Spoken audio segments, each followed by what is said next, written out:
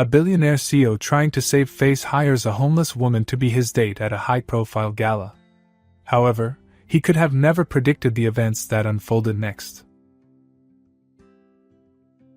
The high-rise office of Sterling Industries loomed over the city like a monument to its founder's success. Inside, the sterile boardroom hummed with tense energy as Damon Sterling sat at the head of the table. The CEO's chiseled features were unreadable as he absorbed the latest update from his PR team. "Your approval ratings are slipping, Mr. Sterling," said Marcia, the company's head of public relations, her tone firm but hesitant. "The media has latched onto the narrative that you're unapproachable, cold, and, well, robotic." Damon's steel-gray eyes flicked toward her, his brow furrowing just enough to send a ripple of unease through the room. "Robotic?" he repeated, his voice smooth but edged with sarcasm. "Because I don't smile for the cameras or parade my personal life like a sideshow?" Marcia hesitated before continuing. "It's not just the media. Some of our investors are starting to question whether Sterling Industries is relatable. The gala next weekend is our chance to counter that narrative. Show a more human side. And how exactly do you propose I do that?" Damon leaned back in his chair, his expression daring her to give him an answer he wouldn't hate. "You need to bring a date," Marcia said bluntly. "Someone charismatic. Someone who makes you seem more accessible. It's about optics, Damon." The room fell silent. Damon's jaw tightened, and the other executives exchanged uneasy glances. Everyone knew Damon Sterling's disdain for pretense and shallow displays of charm. His relationships, such as they were private, and he had no interest in parading a carefully selected companion for the sake of appearances. "I'm not interested in playing this game," Damon said, his voice low but resolute. "Find another way." Marcia folded her arms. "With all due respect, Damon, this isn't optional. Your competition will be there with their polished smiles and photogenic partners. If you show up alone again, it'll only fuel the narrative that you're as distant as people think you are." For a moment, Damon said nothing, his gaze fixed on the polished surface of the table. He wasn't a man accustomed to compromise, but he knew when the tide was against him. The gala was a necessary evil, a place where alliances were forged and reputations solidified. Avoiding it would be a mistake.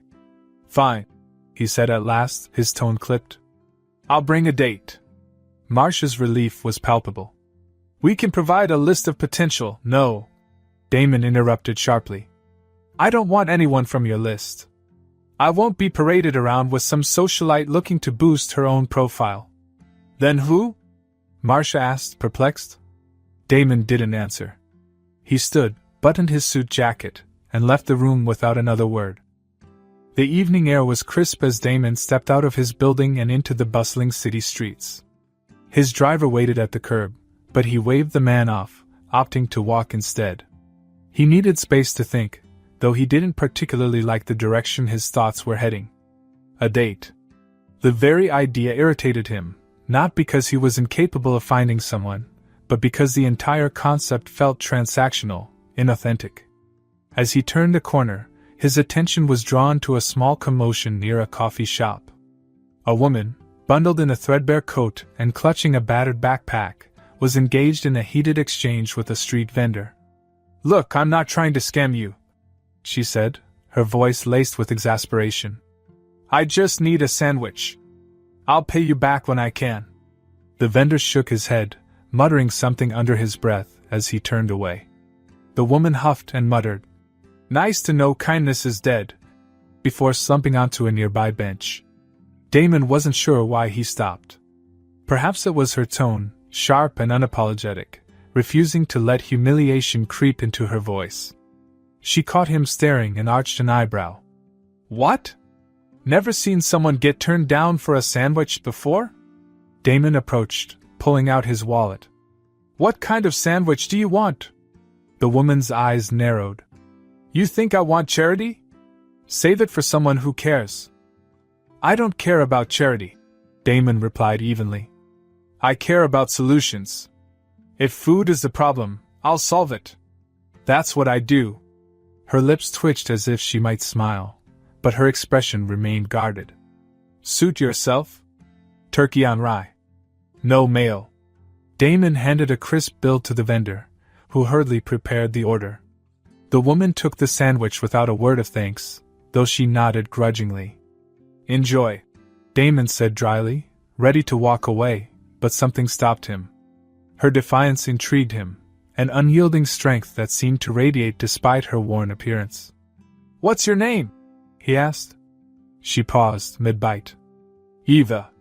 Why? He hesitated, then made a decision so impulsive it surprised even him. Eva, how would you like to make some money? She raised an eyebrow. If this is some creepy rich guy proposition, I'm not interested. It's not, Damon replied, his tone clipped. I need a date for an event next weekend. Nothing more. I'll pay you generously. Eva blinked, clearly taken aback. You want me to play dress up and be your arm candy? Why me? You could hire a model or something. Because you're not like them, Damon said bluntly. You're sharp, you're honest, and you don't seem to care what people think of you. I don't want someone pretending to like me for the cameras. I want someone real. Eva studied him, her expression unreadable. Finally, she shrugged. What's generous? Enough to change your situation, Damon said simply. Hotel, clothes, food, and a substantial sum when the job is done. Eva's lips quirked into a sardonic smile. You really know how to sweet-talk a girl, don't you? Fine. I'll play your little game. But I warn you, I'm not great at following rules. Good, Damon said. I don't need a puppet. Just be yourself. Eva smirked. Careful what you wish for. Damon handed her his business card. Be at this address tomorrow morning. I'll make the arrangements. She tucked the card into her pocket and watched him walk away, shaking her head in disbelief. What have I just gotten myself into? She muttered, taking another bite of her sandwich. As Damon turned the corner, a rare flicker of something unfamiliar sparked within him, an anticipation he couldn't quite explain. For the first time in years, the world felt a little less predictable. Eva stood outside the gleaming glass doors of the Sterling Tower, clutching the strap of her worn backpack. Damon's business card was crumpled in her fist, a tactile reminder that she wasn't dreaming. She had almost turned back twice, unsure if she could stomach whatever bizarre arrangement this billionaire had in mind. But the memory of sleeping on concrete and waking up to cold, unforgiving mornings kept her rooted to the spot. This could be her way out, or at least a temporary reprieve. Taking a deep breath, she stepped inside. The marble floors and high ceilings exuded wealth, making her scuffed boots and threadbare coat feel even more out of place.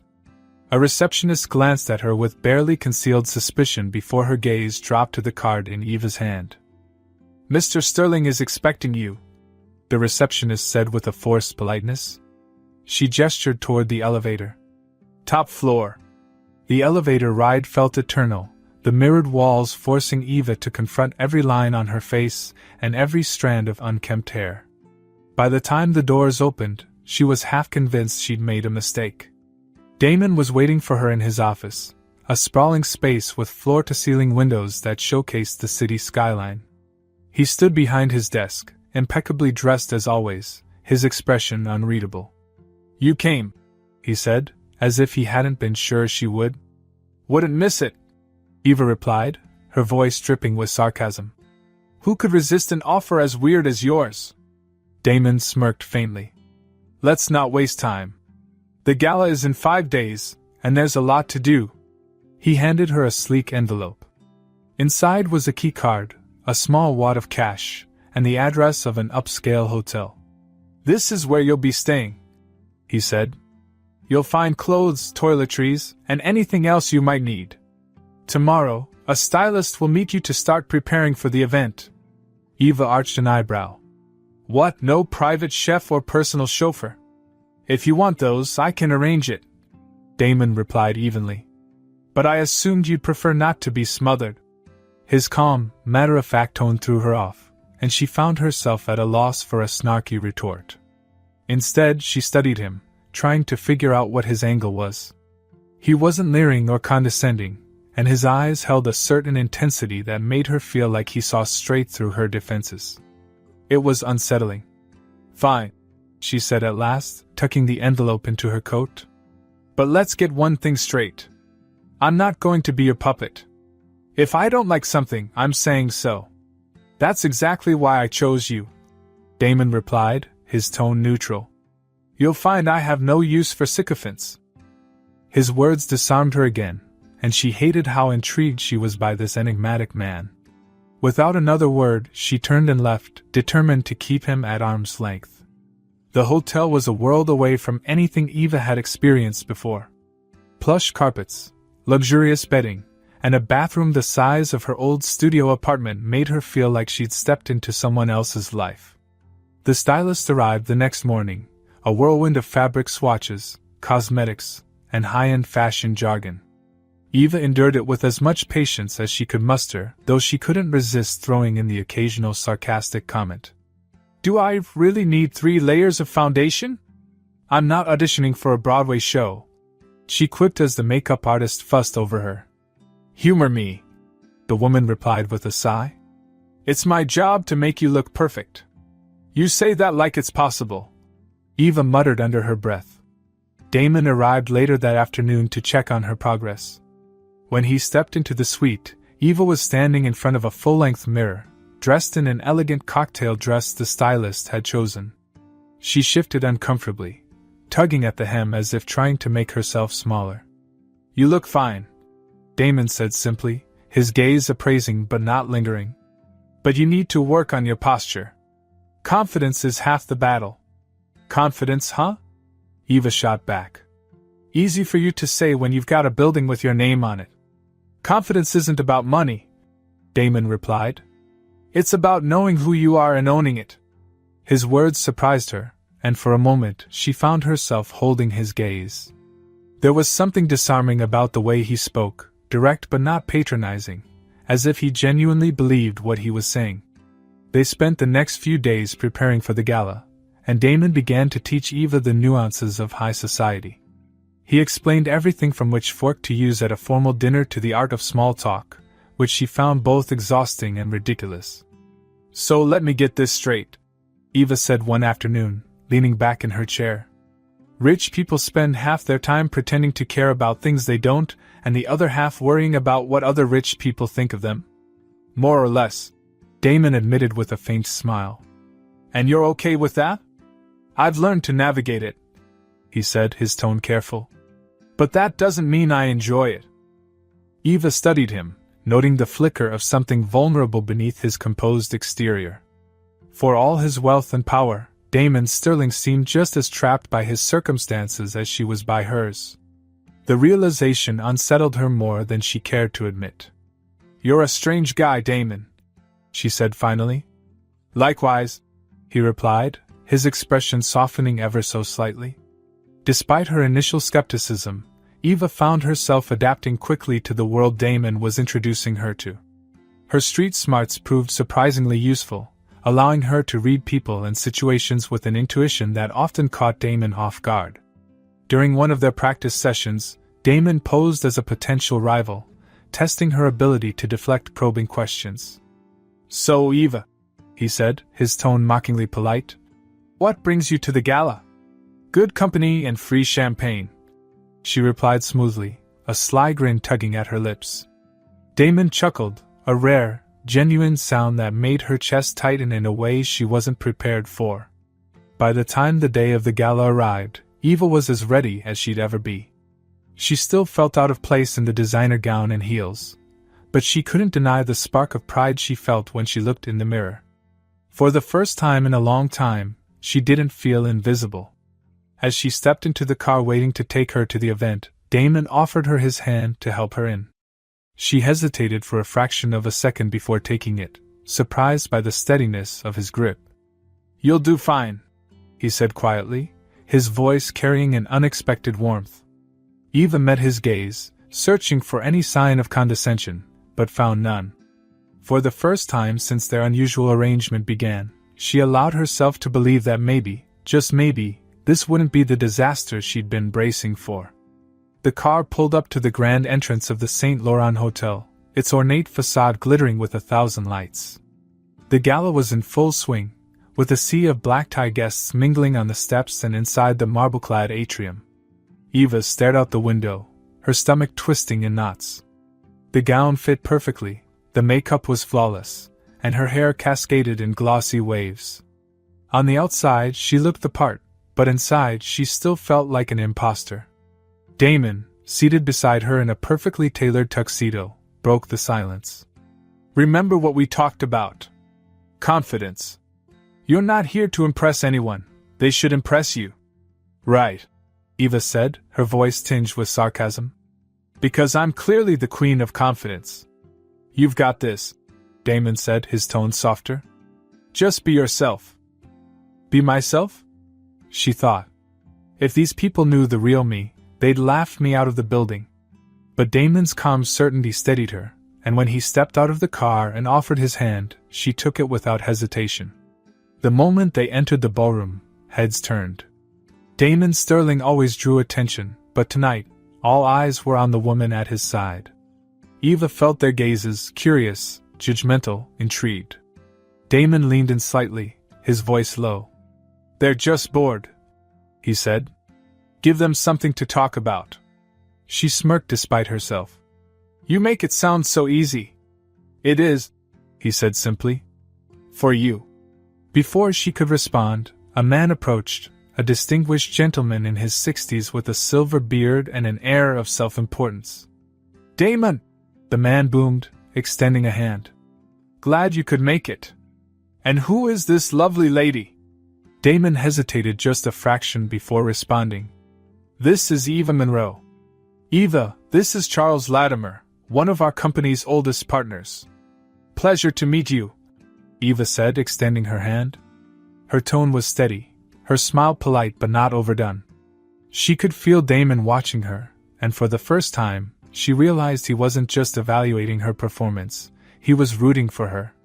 "The pleasure is mine," Charles said, clearly charmed. "It's not every day we see Damon with such delightful company." Eva caught the subtle dig but chose to ignore it.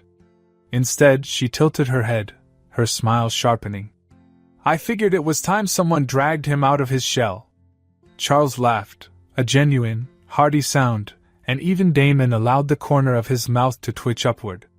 They moved deeper into the room, weaving through clusters of guests. Damon introduced her to key players in his industry, and to her surprise, the conversations felt less daunting as the evening wore on. Her quick wit and unfiltered honesty drew people in, and even the most skeptical guests seemed intrigued by her. As they stood near the champagne fountain, a group of women approached, led by a tall brunette with impeccably styled hair and a designer dress that probably cost more than Eva had made in the past 5 years. "Damon," the woman purred, her smile calculated. "It's been too long. And who's your friend?" "This is Eva Monroe," Damon said evenly. "Eva, this is Vanessa Carver." "Vanessa," Eva said, matching the woman's smile with one of her own. "Nice to meet you." Vanessa's eyes flicked over Eva's gown, her smile growing tighter. "Charming! Damon, I didn't realize you were branching out." Eva raised an eyebrow. "Branching out?" Vanessa's smile widened, but it didn't reach her eyes. "You know, bringing someone with such a fresh perspective." The insinuation hung in the air, and Eva's chest tightened. She was used to this kind of judgment, but it still stung. Before she could decide how to respond, Damon stepped forward. "Eva's perspective is exactly what this room needs," he said, his tone cool but firm. "It's refreshing to have someone who doesn't waste time on pretense." Vanessa blinked, caught off guard by his unexpected defense. Damon's hand brushed against the small of Eva's back, a subtle gesture that steadied her. Vanessa recovered quickly, turning her attention to another guest, but Eva could feel the eyes of the room on her, waiting to see how she would handle herself. Instead of retreating, she straightened her shoulders and moved to the next group of guests with Damon. Her confidence grew with each conversation, her natural charm breaking through the superficiality of the gala. Damon watched her closely, his admiration growing with every interaction. She wasn't just surviving in this world, She was thriving, and in a way that felt entirely authentic. The evening was almost over when it happened. They were speaking with a small circle of investors when a sharp, nasal voice cut through the conversation. "Eva, was it?" A middle-aged woman in a glittering gown stepped forward, her smile predatory. "I couldn't help but wonder where I've seen you before." Eva tensed, immediately sensing trouble. "I'm not sure," she said carefully. "Oh, I remember now," the woman said, her smile sharpening. "A coffee shop downtown. You were. Well, you seem to be having a rough day." The insinuation was clear, and the group fell silent. Eva felt her cheeks flush, but she forced herself to meet the woman's gaze. "That's possible," Eva said calmly. "I've had my share of rough days. Haven't we all?" The woman's smile faltered, but she pressed on. "Of course. I just think it's so inspiring that you're here tonight. It's quite the transformation." Eva took a deep breath, refusing to let the comment rattle her. "Life's full of transformations," she said. "The way I see it, we're all one twist of fate away from a completely different path. I just got lucky to have someone like Damon believe in me." Her words hung in the air, and for a moment, no one spoke. Then, to her surprise, one of the investors nodded appreciatively. "That's a refreshing perspective," he said. "We could all use a little humility." The tension dissolved, and the group moved on to lighter topics. Damon lingered at Eva's side, his expression unreadable. "You handled that well," he said quietly. "Did I have a choice?" Eva replied, her voice low but steady. "You always have a choice," Damon said. His eyes softened, and for the first time, she saw something unguarded in his expression. The night ended with applause as the gala raised record-breaking donations. As they left, Eva felt a mix of exhaustion and exhilaration. She had faced down the judgment, the whispers, and the probing questions, and she had come out the other side stronger. Damon opened the car door for her, his movements uncharacteristically gentle. When he slid in beside her, he didn't speak, but the silence between them was different now, easier, warmer. Eva glanced at him as the car pulled away, her walls cracking just slightly. "You know, for a guy who supposedly doesn't care about what people think, you're not half bad at defending someone's honor." Damon smirked, his gaze meeting hers. "And for someone who supposedly doesn't belong here, you handled tonight better than most." They sat in comfortable silence, the city lights flashing past the window. For the first time, Eva felt a flicker of something she hadn't dared hope for in years, the belief that she might have a place in this world after all. The ride back to the hotel was unusually quiet. Eva stared out the window, watching the city lights blur past, her thoughts a mix of pride and exhaustion. She had survived the gala, and not just survived, but thrived. Still, the lingering stares, the probing questions, and Vanessa's thinly veiled disdain clung to her like smoke. Damon sat beside her, his phone untouched in his lap, his gaze fixed on the middle distance. He wasn't his usual composed self. There was something softer about him tonight, something quieter. It unsettled Eva more than his usual cool exterior ever had. When the car stopped in front of the hotel, Damon surprised her by stepping out and walking her to the entrance. "You didn't have to do that," she said, glancing over her shoulder as the doorman opened the door for them. "I wanted to," he replied simply. They entered the elevator, and the silence stretched between them. Eva leaned against the wall, kicking off her heels with a sigh of relief. "Those things are torture devices," she muttered, glancing at Damon. "How do women do this every day?" "I wouldn't know," he said, his mouth twitching into a faint smile. The elevator doors opened, and they stepped out onto her floor. She hesitated in front of her suite, her hand on the key card. "Do you want to come in?" she asked, surprising herself with the question. Damon looked at her, his expression unreadable, then nodded. "For a bit." Inside, Eva kicked the heels aside and sank onto the couch, tugging at the pins in her hair. Damon remained by the door for a moment before finally sitting in the armchair across from her. "You were incredible tonight," he said, breaking the silence. "I knew you'd handle it well, But you exceeded every expectation. Yeah, well, Eva said, shrugging. I'm good at pretending I belong places I don't. You belong there, Damon said, his voice firm. More than most of the people in that room. The sincerity in his tone caught her off guard, and for a moment, she didn't know what to say. She fiddled with the hem of her dress, avoiding his gaze. Why did you defend me? She asked finally. You didn't have to. Damon leaned forward, resting his elbows on his knees. Because they were wrong about you. And because... He hesitated, his eyes meeting hers.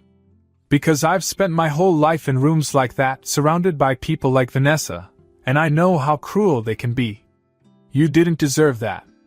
Eva studied him, trying to reconcile the man sitting before her with the cold, aloof billionaire she'd met days ago.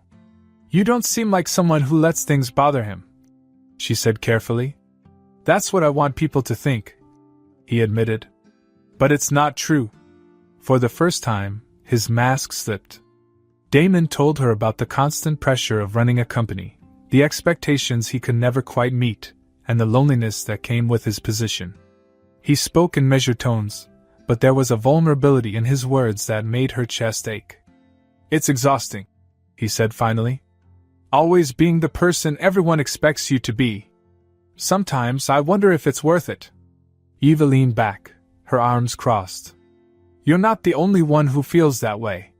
She told him about her own life, how she'd grown up in a small town, dreaming of something bigger. How she'd moved to the city with stars in her eyes, only to be crushed by a string of bad luck, a medical emergency that drained her savings, a job that let her go when she couldn't keep up, a landlord who didn't hesitate to evict her when she fell behind on rent. It all happened so fast, she said, her voice barely above a whisper. One day, I had a life, and the next, I didn't. Damon listened without interrupting, his eyes never leaving her face. She expected him to look pitying or uncomfortable, but his expression was simply understanding. I don't tell people this, she continued, but the worst part isn't being hungry or cold. It's feeling invisible. Like you don't exist. Like the world's moving on without you, and you're just nothing. Her voice broke, and she turned her head, embarrassed by the tears threatening to spill. To her surprise, Damon moved to sit beside her. He didn't speak, but his presence was steady and grounding, and she found herself calming under his quiet support.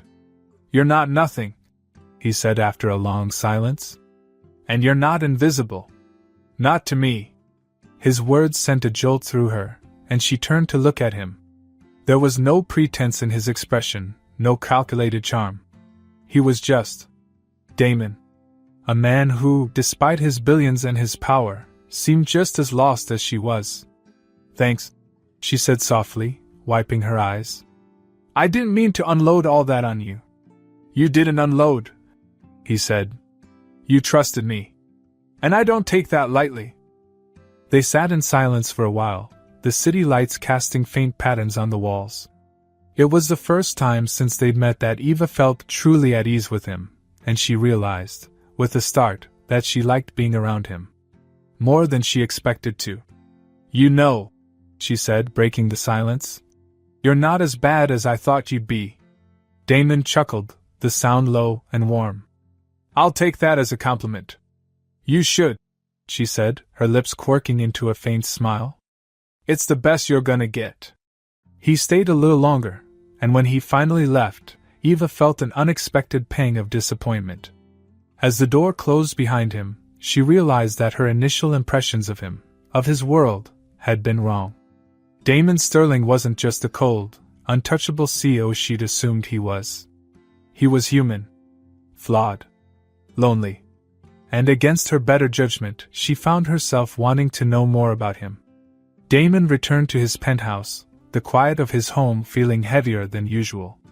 He poured himself a drink and stood by the floor-to-ceiling windows, staring out at the city below.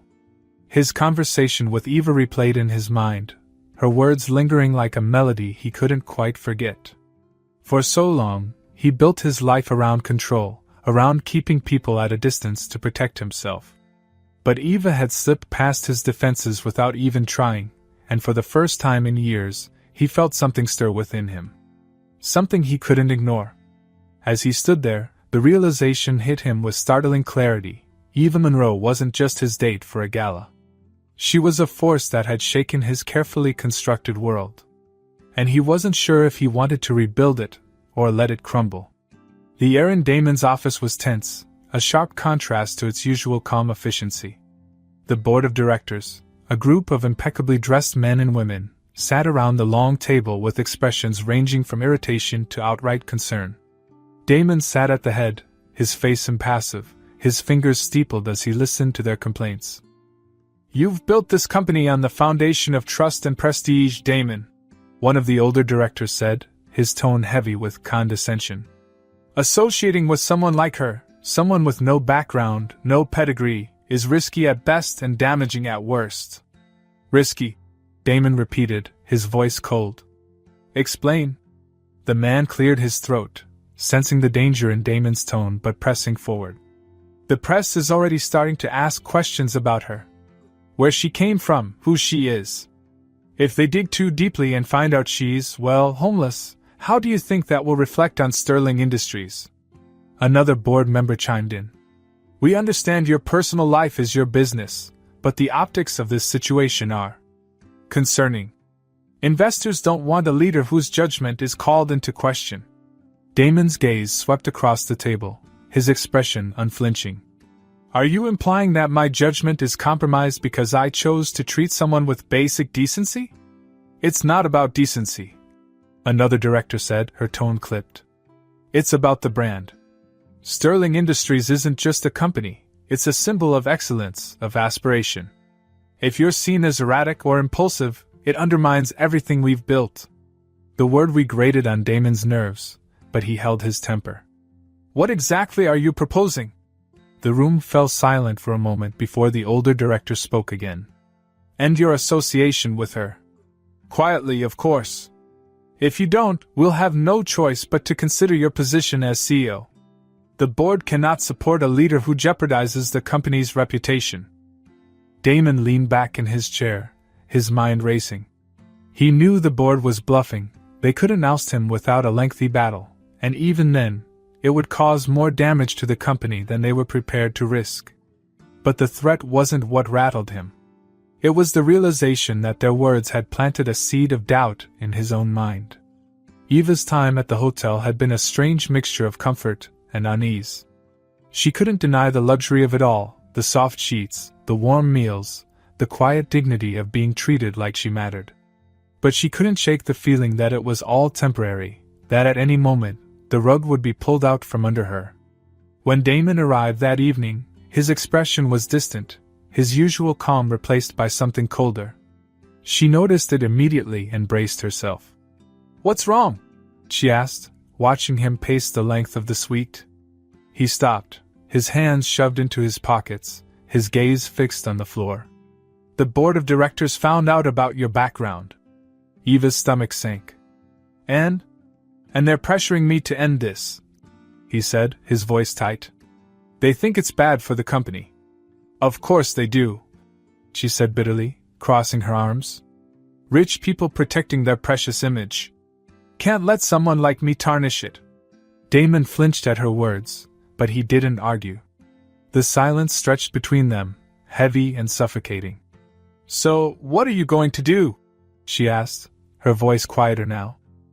"I don't know," he admitted, and the vulnerability in his tone sent a jolt of pain through her. "I can fight them, but the fallout could be stop," she said, cutting him off. "You don't have to explain." He looked up at her, his expression conflicted. "Eva, I'll make it easy for you," she said, her voice steady despite the ache in her chest. "I'll leave. You don't have to fight for me. I'm not worth it." "Don't say that," Damon said sharply, stepping toward her. "You are worth it." "Am I?" she shot back, her eyes flashing. "Because from where I'm standing, I'm just a problem you didn't ask for." He reached out as if to touch her but stopped himself, his hand hovering in the air between them. "You're not a problem. You're the first real thing I've had in my life in a long time." His words cut through her defenses, but the weight of the situation pressed down on her like a stone. I can't be the reason you lose everything, Damon. Your company, your reputation, it's your whole life. Maybe that's the problem, he said quietly. Eva shook her head, tears pricking at the corners of her eyes. You don't mean that. You're just caught up in the moment. Am I? He asked, his voice rising slightly. Or have I spent my entire life building something that doesn't actually make me happy? She stared at him, her heart breaking for both of them. She wanted to believe him, but the fear of what this could cost him was too great. You need to figure out what you want, she said finally, her voice trembling. And I can't be here while you do. Before he could respond, she grabbed her backpack and headed for the door. His voice called after her, but she didn't stop. If she turned around, she knew she wouldn't be able to leave. The days that followed were a blur for Damon. The suite was empty when he returned the next day, and Eva's phone number went straight to voicemail. He threw himself into work, hoping the distraction would dull the ache of her absence, but it only made it worse. Every meeting, every decision felt hollow without her sharp wit and steady presence to ground him. The board, sensing his unease, pressed harder, subtly reminding him of what was at stake. But instead of swaying him, their persistence only fueled his frustration. He couldn't stop thinking about what Eva had said, that his company and reputation were his whole life. She was right, and it terrified him. Everything he'd built, everything he'd sacrificed, had been for a life that left him empty. And now, the one person who had made him feel alive was gone. By the end of the week, Damon had made his decision. Eva sat on a park bench, the city buzzing around her, as she stared blankly at the pigeons pecking at crumbs near her feet. She'd found a temporary shelter, but it felt like she was right back where she started. The warmth and safety of the past few weeks felt like a distant memory, and the thought of never seeing Damon again left a hollow ache in her chest. She was so lost in thought that she didn't notice the car pulling up until the door opened. Damon stepped out, his sharp suit a stark contrast to the chaotic backdrop of the city street. You're hard to find, he said, his voice tinged with both irritation and relief. Eva stood, her arms crossed defensively. What are you doing here? Looking for you, he said simply. Why? She asked, her voice breaking. I thought we agreed no. He interrupted, stepping closer. You agreed. I never did. She opened her mouth to argue, but he held up a hand. I made a mistake, Eva. Letting you go, listening to them, it was a mistake. I don't care what the board thinks, and I don't care about the headlines. None of it matters if it means losing you. Her breath caught, and for a moment, all she could do was stare at him. Damon, you can't just I can, he said firmly. And I will. I'm done living a life that doesn't make me happy. You taught me that. His words broke through the walls she'd been trying so hard to rebuild. Tears spilled down her cheeks, and before she could stop herself, she stepped forward and wrapped her arms around him. Damon held her tightly, his grip steady and reassuring. For the first time in years, Eva felt like she wasn't invisible, like she wasn't alone. You're an idiot, she muttered against his chest. Probably, he replied, his voice warm. But I'm your idiot if you'll have me. She laughed through her tears, and for the first time in what felt like forever, hope bloomed in her chest. The press conference was called for noon, but by 11:30, the Sterling Tower lobby was packed with reporters. Cameras flashed as journalists jostled for position, their questions shouted over one another in anticipation of Damon Sterling's arrival. Speculation had run wild since the news broke of his mystery date at the gala and the subsequent rumors about her background. The company's sudden announcement of this press conference only added fuel to the fire. Damon stood in his office, gazing out at the city. His reflection in the glass looked calm, composed, and utterly in control, the image he had spent his entire career perfecting. But for the first time, he didn't feel like the man in the mirror. He felt lighter, unshackled, even as the enormity of what he was about to do settled over him. Eva sat on the couch behind him, fidgeting with the strap of her bag. She'd come to see him earlier that morning, reluctantly agreeing to hear him out after their unexpected reunion days before. Now, as she watched him prepare to walk into the lion's den, a knot of anxiety twisted in her chest. "You don't have to do this," she said, breaking the silence. Damon turned to her, his expression unwavering. "Yes, I do." She shook her head. "This is your company, your legacy. What if they don't understand? What if they won't?" He interrupted gently. "Not all of them, at least. But that doesn't matter. What matters is doing what's right." His voice carried a certainty that left her speechless. She wanted to argue, to tell him he was risking too much, but deep down, she knew he had already made up his mind. When the clock struck noon, Damon entered the press conference room. The noise swelled as the cameras turned to him, microphones raised like an army of weapons. He walked to the podium with his usual confidence, though Eva, watching from the sidelines, could see the faint tension in his shoulders. "Good afternoon," Damon began, his voice steady as he scanned the crowd. "Thank you for coming. I'll keep this brief." The room quieted, the reporters hanging on his every word. "Sterling Industries has always stood for excellence, innovation, and integrity," he continued. "But today, I want to talk about something more important than corporate values. I want to talk about humanity." A murmur rippled through the crowd, but Damon pressed on. "Over the past few weeks, there has been speculation about my personal life and the company's future. I'm here to set the record straight. The woman you've all been so curious about is Eva Monroe. She's intelligent, resourceful, and most importantly, resilient. She's someone who has faced unimaginable challenges and has come through them stronger than most people I know." The room erupted with questions, but Damon raised a hand commanding silence. "Eva's story is one of perseverance.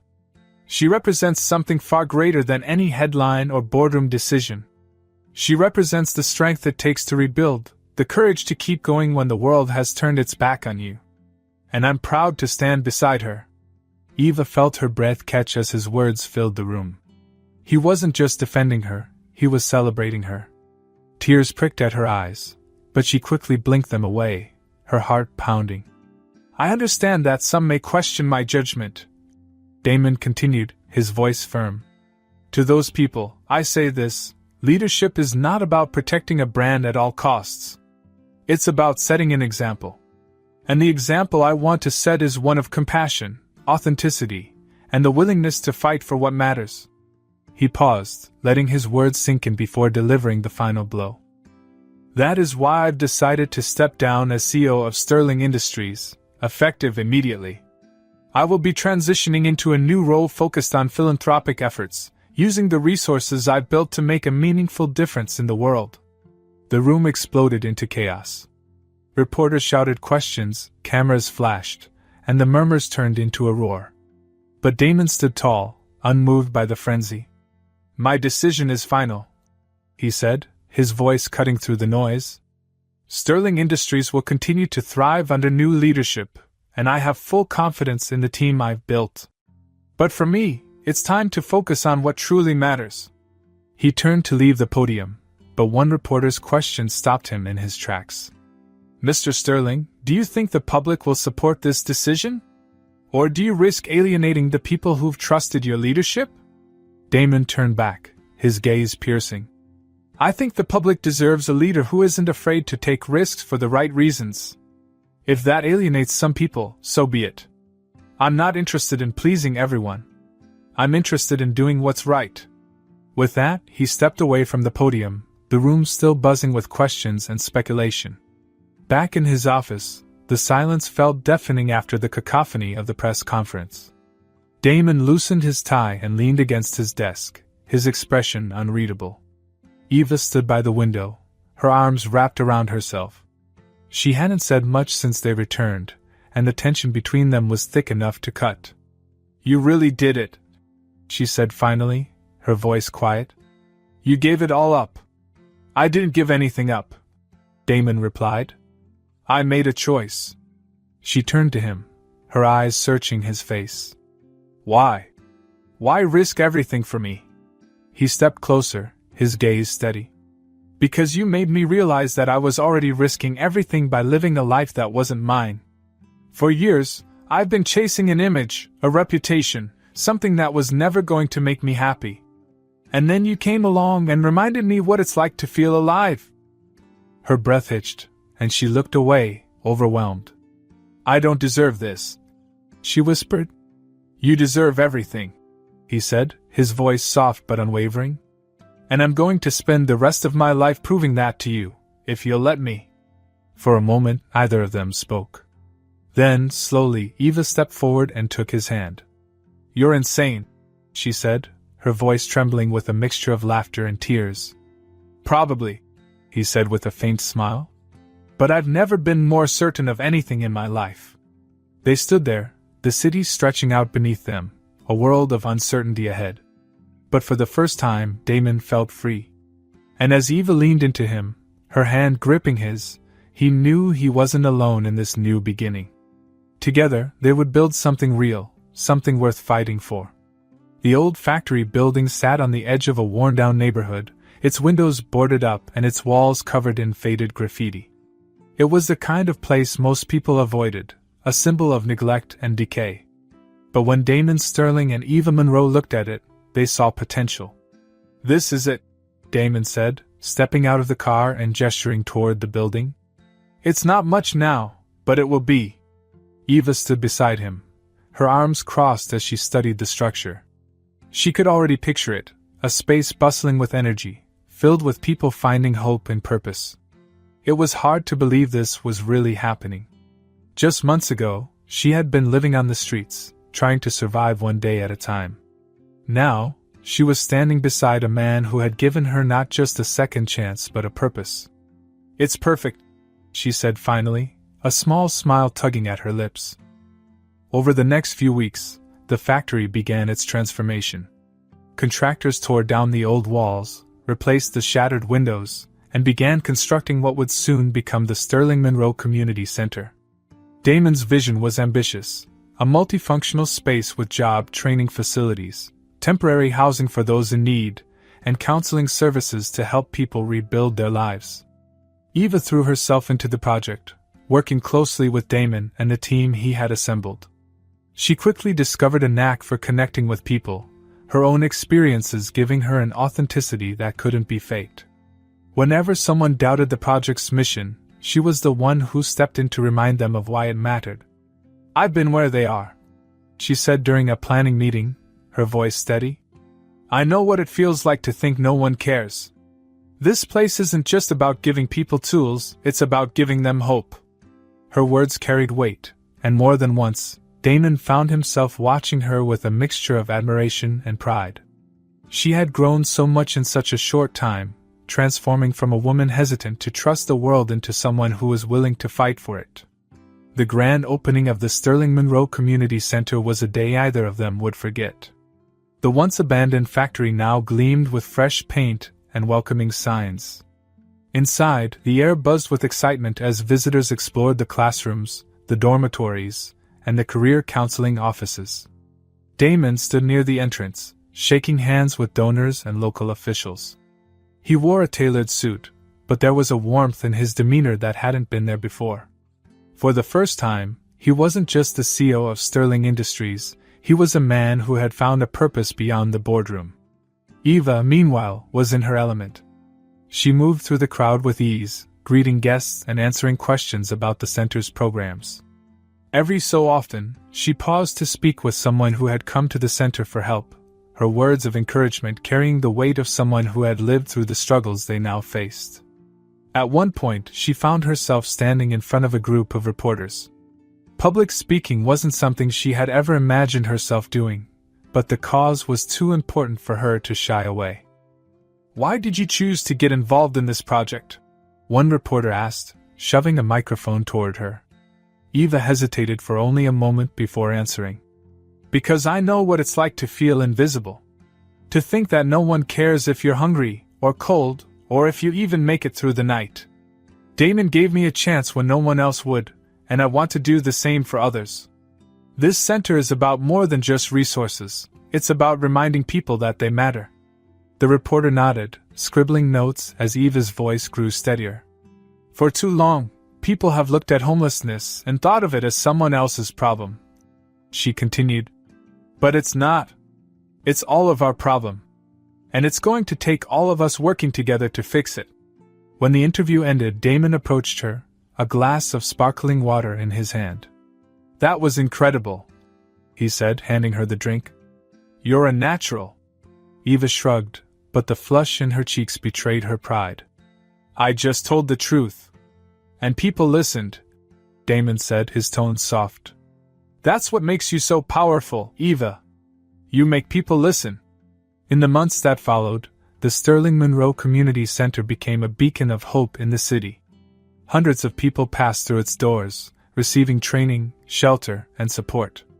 Some found jobs, others reunited with estranged family members, and many simply found a place where they felt seen for the first time in years.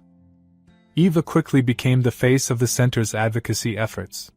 She spoke at city council meetings, lobbied for increased funding for social services, and even appeared on a nationally televised panel about homelessness.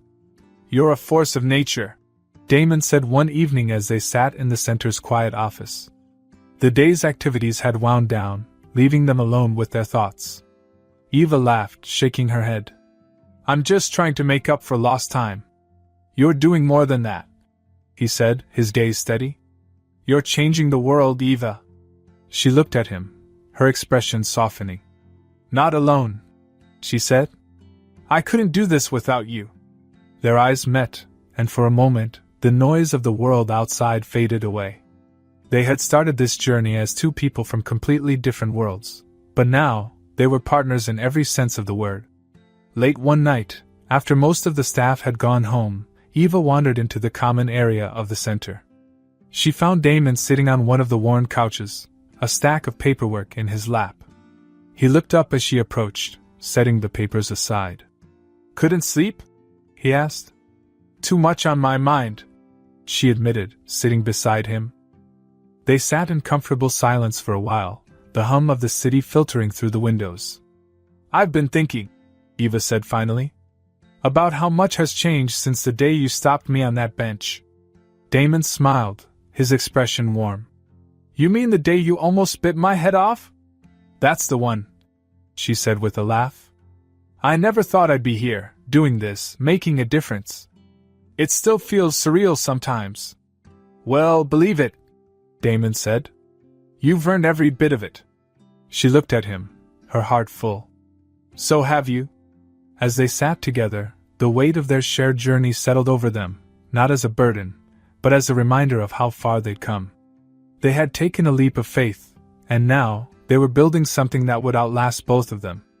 Eva leaned her head against Damon's shoulder, her voice barely above a whisper. We did good, didn't we? Damon wrapped an arm around her, his voice filled with quiet pride. We did. The months following the grand opening of the Sterling Monroe Community Center passed in a blur of purpose and progress. The center quickly became a cornerstone of the neighborhood, bustling with activity as people arrived to seek help, learn new skills, or simply find a moment of peace. Damon and Eva poured their hearts into the project, not just as partners in its creation but as equals in its mission. Their relationship had grown naturally, as if it had always been meant to be. For Damon, Eva was a constant reminder of what truly mattered, grounding him in a way he hadn't realized he needed. For Eva, Damon represented a second chance, not just at love, but at life. Together, they found balance, their shared purpose deepening their connection in ways neither had anticipated. On a crisp autumn morning, they stood in the center's kitchen, brewing coffee and preparing for another busy day. Damon was dressed casually, a rarity for him, while Eva wore her usual practical jeans and sweater. The sunlight streamed through the large windows, casting warm patterns on the walls. Did you see the volunteer sign-up sheet? Eva asked, handing Damon a mug. We've got a full roster for the career workshops this week. Damon took a sip of coffee, nodding. That's great news. And the new dormitory wing is almost ready. Once it's open, we'll have room for 10 more residents. Eva smiled, her eyes soft. It's amazing, isn't it? Seeing it all come together. It is, Damon said, his voice thoughtful. But you're the one who makes it work, Eva. This place wouldn't be the same without you. She tilted her head, giving him a teasing look. Are you getting sentimental on me, Sterling? Maybe, he replied, smirking. But only because you deserve it. Their playful banter was interrupted by the sound of the front doors opening.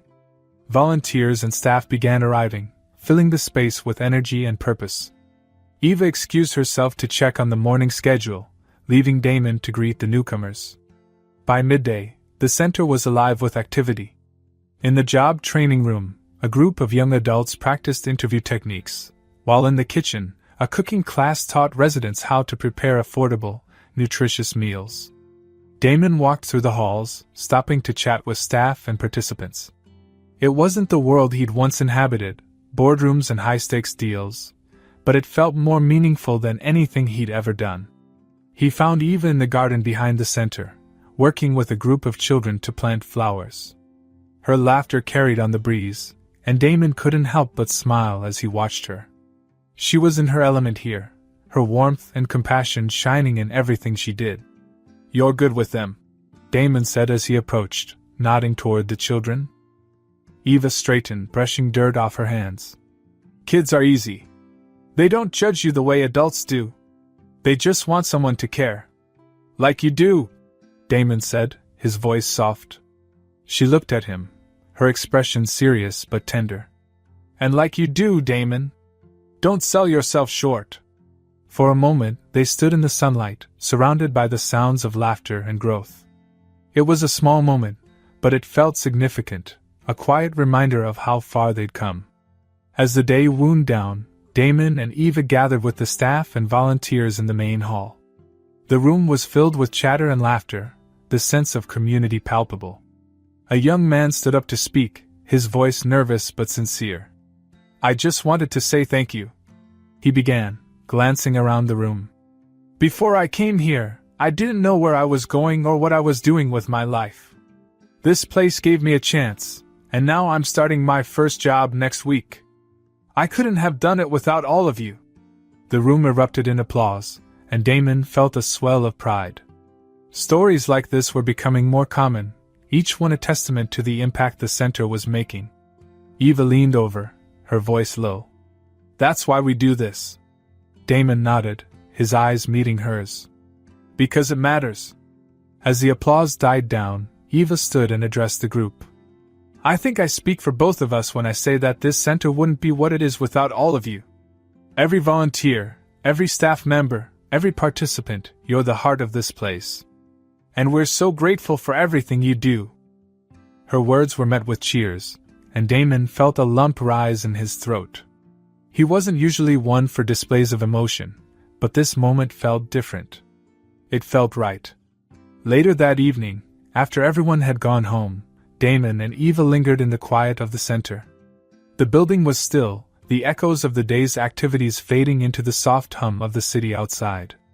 They sat together in the common area, the weight of the day giving way to a comfortable silence.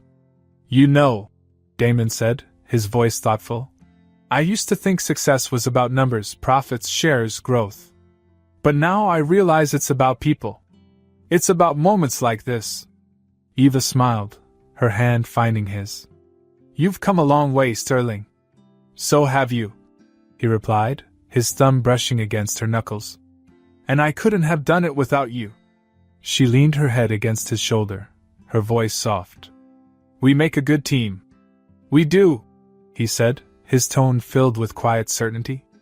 As they sat there, the faint glow of the city lights casting shadows on the walls, Damon felt a sense of peace he hadn't known was possible. This was their life now, a life built on love, respect, and a shared purpose. It wasn't perfect, but it was theirs. The next morning, as the sun rose over the community center, Damon and Eva stood outside, watching as the first residents arrived for the day. The air was crisp, filled with the promise of new beginnings. They exchanged a glance, a silent understanding passing between them. This is just the beginning, Eva said, her voice steady. Damon nodded, his gaze filled with determination. Let's make it count. Together, they walked inside, ready to face whatever challenges lay ahead. They weren't defined by their pasts or constrained by societal expectations. They were partners, equals, and, most importantly, a family. And in the Sterling Monroe Community Center, surrounded by the lives they had touched, their journey of connection and hope continued to unfold, one step at a time. Life has a way of surprising us, doesn't it? Damon and Eva's journey is proof that no matter where we come from or how broken we feel, second chances, and the people who inspire them, can change everything. Together, they turn their individual struggles into a shared mission, creating something far bigger than themselves. Their story is a reminder that love, purpose, and hope can be found in the most unexpected places. If this story inspired you, don't forget to like this video, subscribe to our channel, and hit the notification bell so you never miss another story that warms your heart and sparks your imagination. Let us know in the comments, what's one small way you think we can all make the world a little better? Thanks for watching, and we'll see you in the next video.